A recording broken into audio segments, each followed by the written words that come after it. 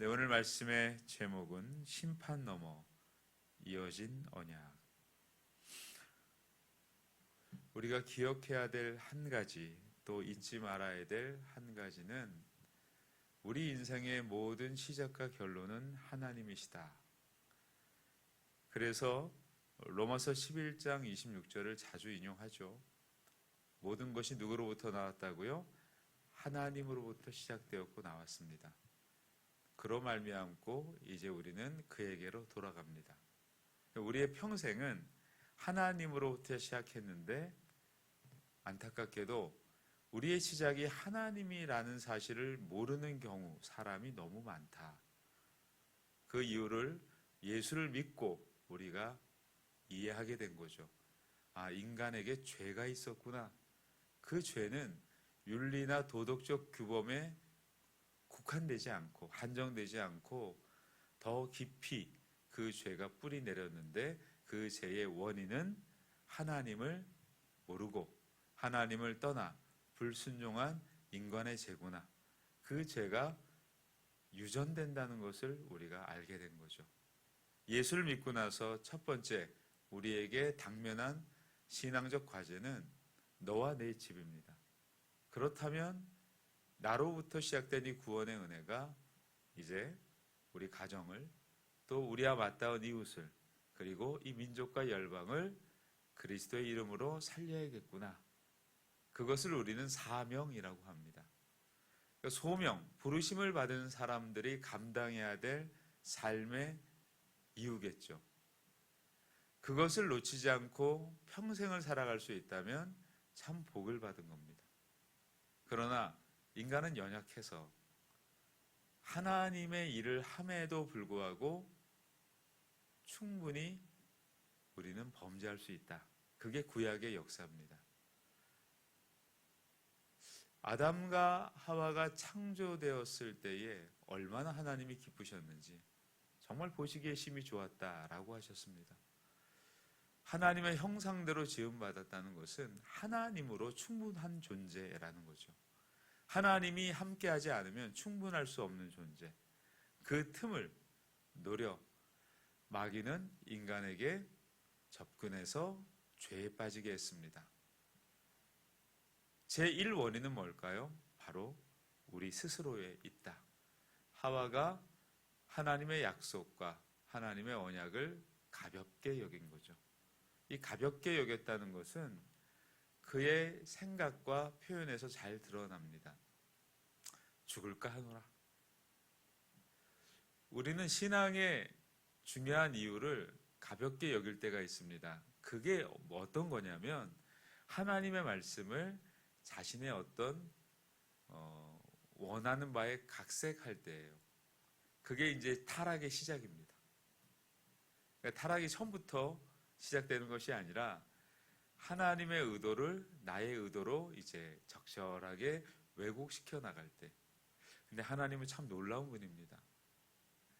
우리 인간은 나와 다른 것, 또 나의 뜻과 조금이라도 차이가 나면 못 견딥니다. 반드시 그 꼴을 바꿔놔야만 직성이 풀리는 게 인간이고, 그런 인간임에도 불구하고 하나님은 당신의 그 뜻과 계획을 끊임없이 그 인간이 따르기를 원하시면서 기다려 주십니다. 그게 저와 여러분들이 읽고 있는 구약의 역사죠. 우리 창세기부터 성경을 지금 예레미야 이제 마지막 장을 오늘 읽게 될 텐데요. 어떤 것을 느낍니까? 하나님이 인간의 타락과 인간의 변절을 내버려 두지 않으시고 끊임없이 인간에게 찾아오셔서 그 인간을 변화시켜 나가는 것들을 보게 됩니다. 그러므로 우리가 하나님을 경험한 인간은 그분의 성품을 담게 되겠죠. 그래서 세월이 지나가면 고약한 성질도 바뀌고, 그리고 자기중심적인 인생도 하나님의 은혜를 덧입어 온유하고 또 겸손한 인생으로 변화됩니다. 어제 한 가정에 말씀을 전하면서 그런 이야기를 했습니다. 최상위의 것을 이루면 그 하단에 있는 것은 따라오게 돼 있습니다. 그러니까 우리가 하나님의 참 뜻과 하나님의 참된 계획을 우리가 바라보고 그분의 성품을 따르기 시작하면 그 하단에 있는 것은 당연하게 이루어지게 되는 거죠. 그것을 예수님은 이렇게 말씀하셨습니다. 나는 찬 포도나무요 너희는 가지니 내게 붙어 있으라. 내 말이 너희 안에 있고 너희가 내 안에 거하면 너희가 무엇을 구하든지 이룰 것이다. 너희는 먼저 그의 나라와 그의 의를 구하라. 그리하면 이 모든 것을 너희에게 더하시리라. 이 말씀의 모든 맥락이 뭘까요? 최상위 하나님의 뜻과 계획 안에 우리가 머물러 있으면 그 나머지 것은 자연 발생적으로 이루어진다라는 거죠. 이 자연 발생적이다라는 것은 우리가 아무것도 하지 않고 가만히 있는다라는 우리의 인생에 있어서 충돌되는 지점이 있어요. 그럼 신앙은 아무것도 안 하는 거냐? 그게 아니라 주님이 말씀해 주셨잖아요. 생육하고 번성하라고. 그러니까 사시면 돼요. 그러니까 열심을 내십시오. 물질이 부족하면 물질을 얻기 위해서 애도 쓰시고, 내가 어떤 사회적 신분에 오르고 싶으면 공부도 하시고 노력도 하십시오.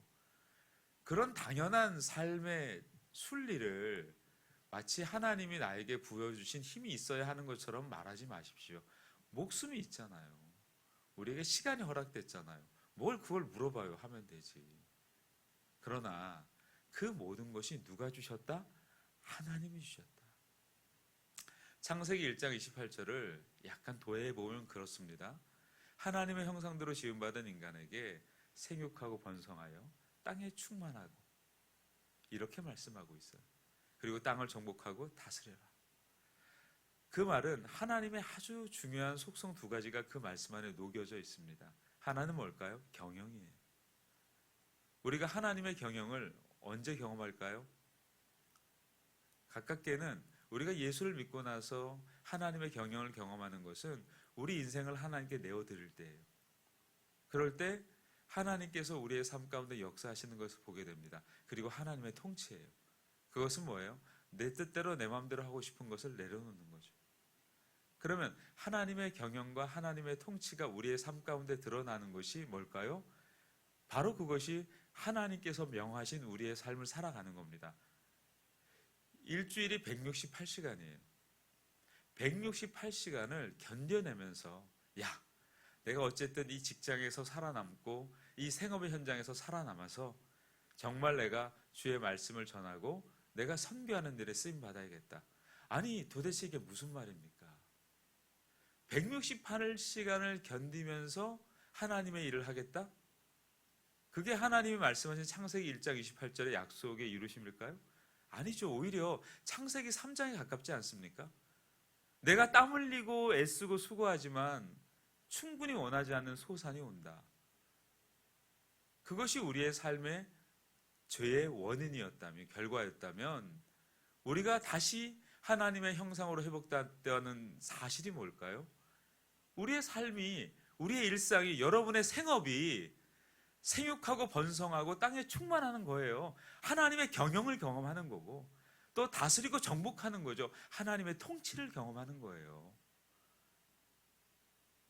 그리고 그 은혜를 우리가 힘입어 다시 여호와께 우리가 다시 나와 그의 성소에 나와 하나님의 영광을 찬양하며 하나님의 임재를 경험하고 다시 흩어지는 게 우리의 일상이잖아요. 그래서 교회를 두 가지로 표현했습니다. 모이는 교회와 흩어지는 교회. 우리는 결론으로 뭐라고요? 교회예요. 그것이 구약의 역사입니다. 주님의 교회로 부름받은 구별된 사람들이 세상에서 영향을 미쳐야 되는데 영향을 받고 있다. 심지어 영향을 받은 정도가 아니라 그들을 따라가고 모방한다. 그리스도인의 성공은 세상의 도식과 분명히 다릅니다. 예수를 믿으면 복을 받습니다. 그 복의 첫 번째 복의 이유가 뭘까요? 하나님을 만난 게 복이에요. 우리가 하나님께 무릎 꿇고 사는 게 복입니다. 그런데 우리는 어떤 이해를 자꾸 거기에 가미합니까? 인간적 복을 집어넣어요. 세속적 복을. 틀렸다라고 말씀드리지 않아요. 그러고 싶습니다. 그럴 수도 있습니다. 그러나 그렇게 됩니까? 안 됩니까? 만약에 예수 믿고 4, 50년 지났는데도 아직도 그러고 있으면 철이 안 든 거예요. 복 받았는데 또 복 달라는 거예요. 그러면 빨리 우리가 주 앞에 우리의 삶을 돌아봐야 되는 겁니다.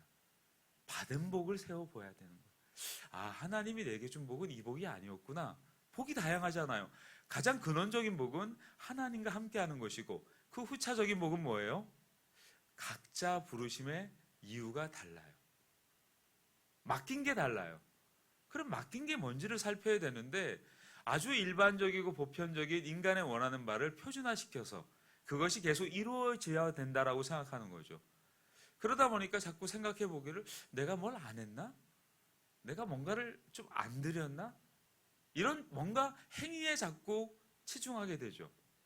그러면 행위에 치중할수록 어떤 곳에 공백이 생기느냐? 여러분의 일상 속에서 임재하시는 하나님의 경험을 자꾸 놓치게 돼요. 그러면 신앙은 종교적으로 바뀌어요. 그래서 어제 제가 말씀드렸잖아요. 기독교인이 되었다는 것, 교회를 다닌다는 것은 우리의 모든 언어와 삶이 신앙적일 수밖에 없고, 종교적일 수밖에 없고, 성경적일 수밖에 없는데, 그 성경의 참된 의미를 놓치면 그게 율법주의가 된다고. 그 율법주의가 교회에 팽배하면 우리는 세상에 나가서 인본주의를 쓸 수밖에 없는 거예요. 그러니까 교회 안에서의 인본주의는 율법주의예요. 아니, 하물며 모든 것이 다 신앙적 표지로 돼 있잖아요. 신앙적으로 벗어나는 게 교회에 존재하지 않잖아요. 기도하죠, 찬양하죠, 뭐 집사님, 장로님, 목사님 다 신앙적 표징이잖아요. 그러니 그 모든 것이 하나님의 뜻을 이루지 않는 상태가 율법주의잖아요. 그게 초대교회의 모습이었고 구약의 모습이었다는 것을 우리는 성경을 통해 보고 있는 거죠. 그래서 하나님이 어떻게 첫 번째 신앙 공동체를 하나님이 다뤄 나가십니까? 말을 듣지 않으면 세상의 강한 권력을 들어서 그들을 심판하시는 걸 보게 되는 거죠. 그리고 심지어는 하나님이 그 강한 권력마저도 더 강할 수 있는 권력을 들어 심판하세요. 핵심이 뭡니까? 심판은 누가 하시는 거라고요? 하나님이 하시는 거예요. 심판 누가 한다고요? 하나님이 하시는 거예요. 그걸 잊으시면 안 돼요. 간혹 부모가 안타까우면 나이가 어린 자녀에게 그런 얘기를 하잖아요. 너 엄마한테 혼나. 뭐 혼내길 뿐 하지 뭐 어쩌겠어요. 뭐 죽여요, 살려요. 오죽하면 부모가 자식 못 이긴다잖아요. 부모가 되었다는 건 자식 못 이겨요. 그게 순리예요. 하나님도 우리를 못 이기시는 게 아니라 이기시는데 져주는 척 하시는 거예요. 그게 아비의 마음이고 그게 어버이의 마음이에요. 교회도 그렇지 않습니까? 주일학교 교사 선생님이 아이들을 이겨요? 못 이기죠. 왜 못 이긴다고 얘기할까요? 사랑하니까. 우리 교육자들, 뭐 담임 목사님이 성도들을 이겨요? 못 이기죠. 왜요? 사랑하니까. 질 수밖에 없는 관계예요. 어떻게 목사가 성도를 이겨요? 왜요? 주님이 우리를 이기지 않으셨잖아요. 사랑하죠.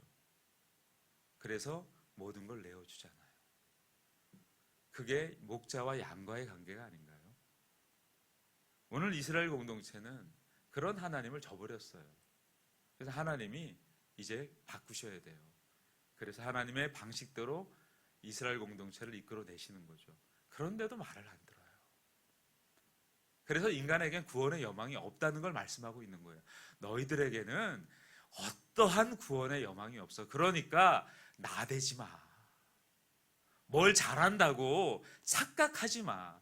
인간은 지독히도 어떤 삶에 자기를 새겨 넣어야 직성이 풀려요. 그건 여러분 성장이 아니에요. 성숙도 아니에요. 신앙의 성장은, 성숙은 하나님의 주권 앞에 우리가 얼마나 철저히 무릎 꿇느냐는 거예요. 그러면 자유함이 옵니다. 왜일까요? 나에게는 여망이 없잖아요. 그럼 누구에게만 소망이 있어요? 하나님께만 있잖아요. 그러니까 우리의 모든 죄짐이 다 내려놓게 되겠죠. 삶의 짐이. 그게 마태복음 11장이에요. 수고하고 무거운 짐진 자라 다 내게로 와라. 내가 쉬게 해주겠다. 왜 그걸 지고 가니? 그러니 신앙생활을 오래 하고 깊이 할수록 그분에게 묻어나는 건 뭘까요? 그 사람이 보이지 않고 그분과 함께한 주님이 보이는 거죠. 그게 예수로 사는 삶. 나는 죽고 예수로 사는 삶. 피 묻은 복음을 들고 사는 삶. 그게 이번 주 나눴던 말씀의 핵심 아닐까요? 나는 죽고 예수로 사는 삶. 피 묻은 복음을 우리가 붙들고 사는 삶. 그게 구약에 하나님이 심판하셨던 이유였고, 그 심판의 최종적 결론이 뭐예요? 하나님이 직접 인간의 몸을 입고 이 땅에 오신 거예요. 뭐 끝났죠, 뭐. 그러면 다 끝난 거예요. 그래서 예수님이 요한복음 19장에 다 이루었다라고 말씀하신 거예요. 끝났다니까요. 여러분, 그래서 우리가 밖에 나가서 담대히 복음을 선포하는 것은 우리에게 뭐가 있어서가 아니에요. 내가 잘났기 때문에, 내가 훌륭하기 때문에, 예수 믿었더니 내가 엄청난 복을 받았기 때문에 그렇게 간증하는 건, 제가 만난 수없는 신앙인 사례에서 이단들이 제일 잘해요. 제가 구원파를 만났는데요, 구원파가 그러더라고요. 예수 믿고 너무 잘 됐다고, 좋은 아파트에 살고, 뭐 우리 아이가 좋은 대학에 입학하고, 뭐 어쩌라고요. 뭐 어쩌라고요. 그게 예수 믿는 이유예요? 여러분, 예수 믿고 살다 보면 병도 걸리잖아요. 아프기도 하잖아요. 자녀가 속을 새기기도 하잖아요. 그럴 때 우리가 배우잖아요. 주님의 마음을. 물론 그것만 있는 건 아니잖아요. 때로 여러분이 필요했던 걸 응답하시잖아요. 여러분의 간구에 응답하시잖아요. 그런 주님을 우리가 경험하잖아요. 아버지로. 인격적인 하나님을 경험하잖아요. 정말 여러분, 이단 사단 만나보세요. 온통 자기 자랑이에요. 거기에 하나님만 갖다 붙인 거예요. 나 이런 사람이야 라는 것을 종교적 언어로 채색했을 뿐이에요. 말세가 되면 고통하는 때가 이른대요. 자기 사랑한대요. 자기 자랑한대요. 그러니까 뭐가 필요해요? 돈이 필요하잖아요. 번영을 추구하는 것이 나쁜 겁니까? 그렇지 않아요. 인간은 하나님의 부르심을 받게 되면 경작하게 되죠. 번성하고 충만하게 되잖아요. 그런데 경작의 이유가 다르고 번성의 이유가 다를 뿐이에요. 그것이 하나의 이데올로기, 주의가 되면, 신조가 되면, 교조가 되면 그게 타락인 거예요.